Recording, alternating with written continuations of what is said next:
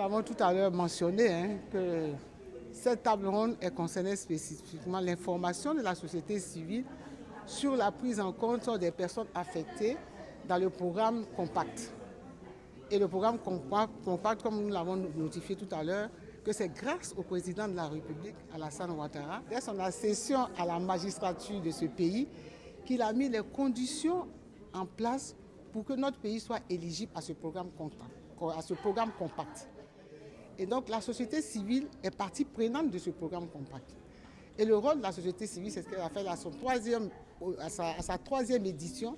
Et cette édition a pour objectif d'informer la société civile sur la prise en compte de la politique qui a été mise en place dans le programme Compact pour les personnes qui sont impactées par les différents projets. Il ressort de toutes ces interventions qu'il y a des mécanismes de règlement qui ont été pris en compte. Il y a le suivi par le traitement, donc le suivi de ces personnes-là, par l'assistance, par la formation et par la compensation. Et l'assistance, c'est quoi? C'est le fait que ces personnes qui sont impactées par les différents projets, si ces personnes n'ont pas de pièces administratives, on les accompagne pour que ces personnes aient leurs pièces administratives. L'accompagnement aussi pour que ces personnes puissent au moins s'installer au niveau de la formation. Et puis le suivi pour voir la meilleure utilisation de cette indemnisation. Mais l'indemnisation, les fonds d'indemnisation sont prévus par le programme Compact.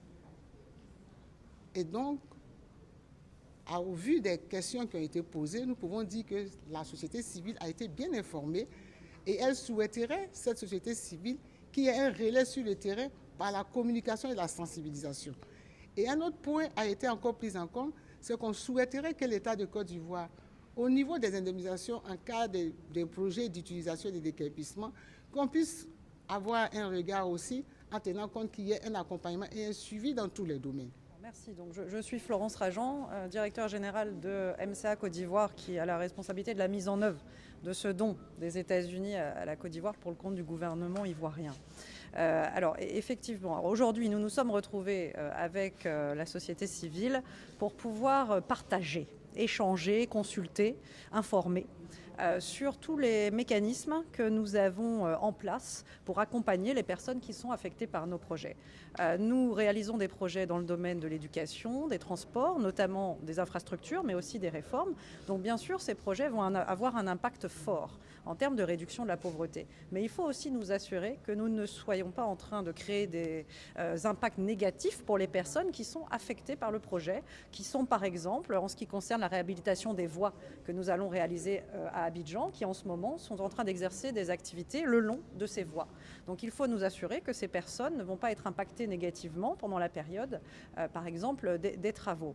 Donc c'est en cela que ces séances sont absolument primordiales pour pouvoir aussi partager sur ce que nous faisons. Et nous pouvons retenir à l'issue de cette séance qu'il s'agit surtout de bien accompagner ces personnes affectées par le projet. Donc au niveau de la structuration du projet, pour MCA Côte d'Ivoire, nous avons effectivement recruté un certain nombre d'experts qui font un travail de proximité.